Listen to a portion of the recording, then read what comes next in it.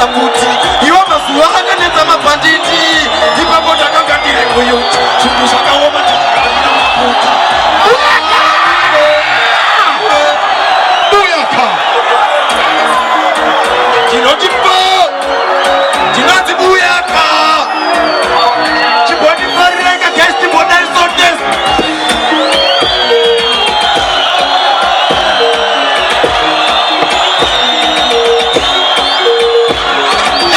tinobva kubare zapuleni zina kukutipula vakuvashandira ndipo vaimbira tishkewo tipindewo ndinodzibuya katoda mutizivewo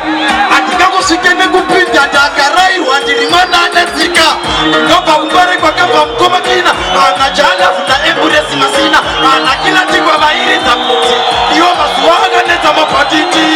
ipapo ndakagadzire moyoti zvinhu zvakaoma tichirarira maputi asi shungu dzakadziridze kugoti ndichaibva ndoto mbiri ndotora mugoti handitikaiwe hokoyo ndapuwa mari nacheyameni moyo oma vatakigaro ashitawe Big up Chairman Moyo.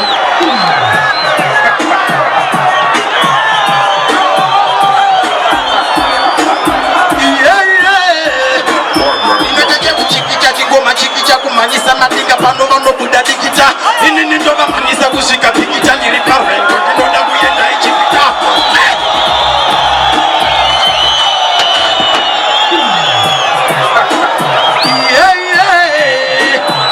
inzwai guys mafristi wadaurwa panapa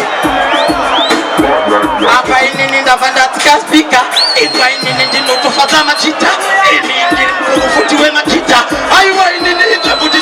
vachaudzana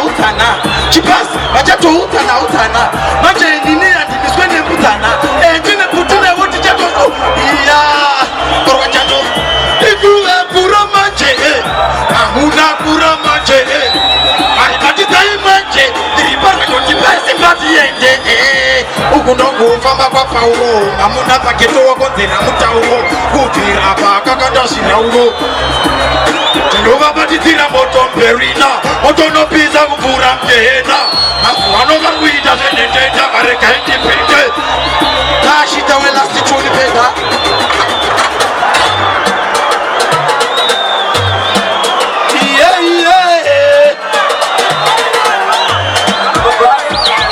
tofamba nemaganiya nepauta vanonyamba vanhu vamba vachishauta